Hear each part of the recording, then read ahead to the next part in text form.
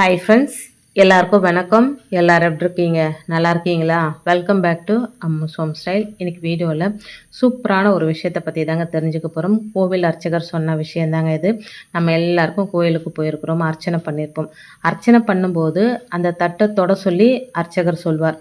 அது எதுக்கு அப்படின்னு உங்களுக்கு தெரியுமா? அதை பற்றி தான் இன்றைக்கி வீடியோவில் தெளிவாக தெரிஞ்சுக்க போகிறோங்க. வீடியோவை ஸ்கிப் பண்ணாமல் ஃபுல்லாக பாருங்கள். பல பயனுள்ள தகவல்கள் இந்த வீடியோவில் உங்களுக்கு கிடைக்குங்க. வீடியோவில் நான் சொல்கிற விஷயங்கள்லாம் உங்களுக்கு பிடிச்சிருந்தது அப்படின்னா ப்ளீஸ் சேனலுக்கு சப்ஸ்கிரைப் பண்ணி சப்போர்ட் பண்ணுங்கள். ரொம்ப பிடிச்சிருந்தது அப்படின்னா உங்கள் ஃப்ரெண்ட்ஸ் அண்ட் ஃபேமிலிக்கும் ஷேர் பண்ணி விடுங்க. இப்போ வாங்க வீடியோக்குள்ளே போகலாம். கோவிலில் செய்யப்படுகின்ற ஒவ்வொரு சடங்குக்கும் ஒவ்வொரு நடைமுறைக்குமே ஆன்மீகத்தில் ஆழ்ந்த அர்த்தம் இருக்குங்க. இதுக்கு சரியான காரணம் தெரியாததுனால தான் அந்த சடங்குகளை ரொம்ப சாதாரணமாக எடுத்துக்கிட்டு செஞ்சோம் அப்படின்னா அதோட பலன் நமக்கு கிடைக்காம கூட போயிடுங்க. அப்படி கோவிலில் அர்ச்சனை செய்யும்போது அர்ச்சனை தட்டை தொட்டு கொடுக்க சொல்லி அர்ச்சகர் சொல்கிறது ஏன்? அதுக்கான உண்மையான காரணத்தை தெரிஞ்சுக்கலாங்க. அதுக்கு முன்னாடி இந்த சின்ன கண்ணுக்குட்டி வந்து எங்கள் வாசலில் படுத்துட்டு இருந்ததுங்க. அவங்க அம்மா பக்கத்தில் எங்கேயும் மேய்ஞ்சிட்டு இருந்தது. கண்ணுக்குட்டி கிட்ட போன உடனே அவங்க அம்மா அப்படியே முட்டுற மாதிரியே வந்துடுச்சுங்க. இந்த கண்ணு போட்டு ஒரு 2லேருந்து 3 மணி நேரம் ஆகியிருக்கும்னு நினைக்கிறேன். அந்த குழந்தையால் நடக்க கூட முடியலைங்க. சரியாக பால் கூட குடிக்க தெரியல. இருந்தாலும் நடக்க ஆரம்பிச்சிச்சு பாருங்கள். அவங்க அம்மா கூடவே பிறந்த 1 மணி 2 மணி நேரத்துக்குள்ளே தத்தி நடக்க ஆரம்பிச்சிருச்சு. இந்த மாட்டோட சொந்தக்காரங்க எங்கே இருக்கிறாங்கன்னு தெரியலங்க. எப்படியும் வீட்டுக்கு போயிடும். சாரல் மழை வர பெஞ்சிட்டு இருக்குங்க. குழந்தை நனைஞ்சிக்கிட்டே போகுது. பார்க்கறதுக்கு ரொம்ப அழகாக இருந்ததா, அதனால் ஒரு வீடியோ எடுத்துங்க. இப்போ வீடியோக்குள்ளே போகலாங்க. கோயிலுக்கு போகும்போது நம்ம பெரும்பாலும் அர்ச்சனை தட்டை வாங்கிட்டு போகிறது வழக்கம். அர்ச்சனை அப்படின்னா அர்ச்சிப்பது அப்படின்னு பொருளுங்க. கோவிலுக்கு போயிட்டு ஒருத்தர் தன்னோட பேர், ராசி, குலம், கோத்திரம், நட்சத்திரத்தை சொல்லி சங்கல்பம் செஞ்சுக்கிட்டு கடவுளை அர்ச்சனை செய்து வழிபட்டு தங்களுடைய வேண்டுதல்களை, கோரிக்கைகளை நிறைவேற்றிக் கொள்வது வழக்கத்தில் இருக்கிற ஒரு செயல்கள். இப்படி வழிபடும் போது ஒருத்தருக்கு இந்த இடத்துல இந்த காலத்துல இப்படி ஒரு வேண்டுதலை முன்னிட்டு இன்ன பூஜை செய்யப்படுகிறது அப்படின்னு சொல்லி பூஜை செய்வது தான் சங்கல்பம் அப்படின்னு சொல்லப்படுதுங்க.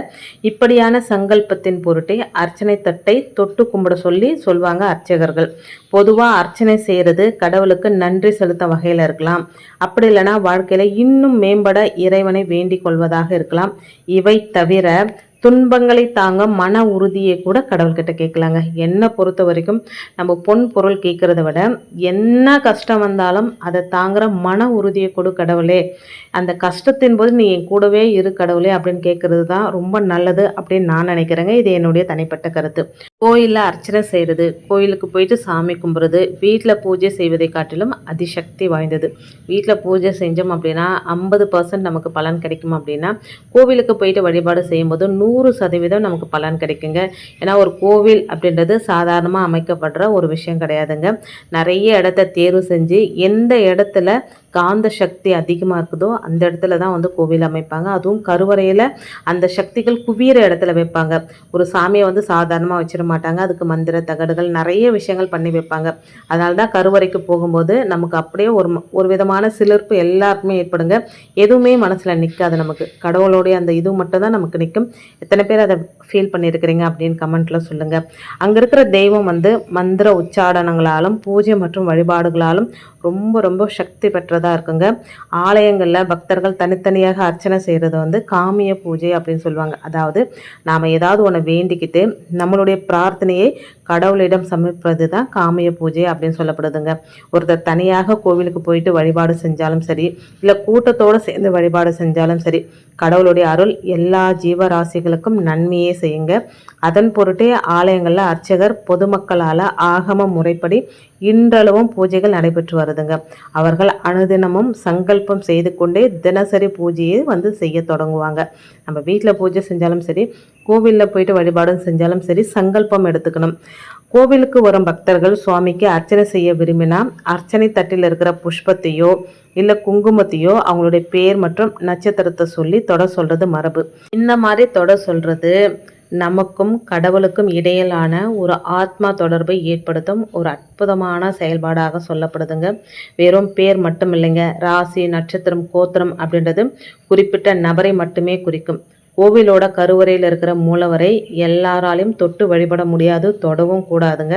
குறிப்பிட்ட அந்த நபர் தன்னுடைய கோரிக்கை அப்படி இல்லைன்னா வேண்டுதல் அல்லது நன்றியை அந்த அர்ச்சனையின் வழியாக இறைவனின் திருவடிகளில் சமர்ப்பிப்பதன் அடையாளம்தான் அர்ச்சனை தட்டை தொட்டு கொடுப்பதுங்க. அதாவது நம்மளுடைய சார்பில் அர்ச்சகர் உரிய மந்திரங்களை சொல்லி அந்த தெய்வத்தின் பாதத்தில் நம்மளுடைய வேண்டுதலை அர்ச்சனையின் வழியாக கொண்டு சேர்ப்பதாக நம்பிக்கைங்க.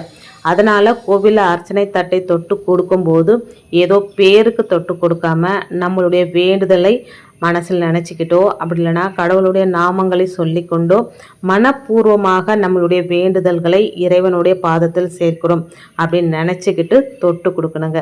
அர்ச்சனையெல்லாம் பண்ணி முடிச்சதுக்கப்புறம் துளசி தீர்த்தத்தை கொடுத்தார். அதை என்ன பண்ணால் வாங்கி குடிச்சிட்டு எப்போ போல் தலையில் தடவிக்கினாங்க. அவரை எல்லாம் முடிச்சுட்டு அந்த சடாரி எடுத்துகிட்டு வந்தார். சடாரி அப்படின்றது பெருமாளோட திருப்பாதம் அப்படின்னு சொல்லப்படுதுங்க. சடாரி எடுத்துகிட்டு அப்படியே நின்றுட்டார். என் தலையில் வைக்கவே இல்லைங்க. நீ இந்த மாதிரி தப்பு இவ்வளோ வருஷமாக இப்படி தான் பண்ணிக்கிட்டு இருக்கிறியா அப்படின்னா ஆமாம் அப்படின்னு நான் சொன்னேன். அதாவது எப்போவுமே துளசி தீர்த்தத்தை வாங்கி குடிச்சிட்டு தலையில் தடவிக்கக்கூடாது. தலையில் தடவிக்கணும் அப்படின்னா உன்னுடைய எச்சில் பட்ட தண்ணியை தலையில் தடவிக்கணும். அதுக்கு மேலே எப்படி பெருமாளோட திருப்பாதமான இந்த சடாரியை நான் வைக்கிறது அப்படின்னு சொல்லிட்டு எனக்கு அவர் வைக்கவே இல்லைங்க. இத்தனை வருஷமாக இந்த தப்பை நான் தொடர்ந்து செஞ்சுட்டு தான் வந்திருக்கிறேன். எந்த அர்ச்சகருமே சொல்லலை. நான் போனது ஒரு சின்ன கோவில் தாங்க. சின்ன கோவிலாக இருந்தாலும் கூட்டம் இல்லாமல் இருந்தது. பொறுமையாக எனக்கு விளக்கி சொன்னார் இந்த விஷயங்களை எல்லாம். ஒருவேளை கூட்டமாக இருந்தால் இவர் கூட சொல்லாமல் இருந்திருப்பாரோ என்னவோ எனக்கு தெரியலங்க. சில விஷயங்கள் எப்போ நமக்கு தெரியணும்னு இருக்கோ அப்போ தான் தெரியும் போல இருக்குது. இந்த விஷயம் தெரிஞ்ச உடனே உங்களோட ஷேர் பண்ணிக்கணும்னு நினச்சேங்க. அதோடு மட்டும் இல்லாமல் ஒரு அர்ச்சனை தட்டை தொட்டு கொடுக்குறதுல இவ்வளோ விஷயங்கள் இருக்குது.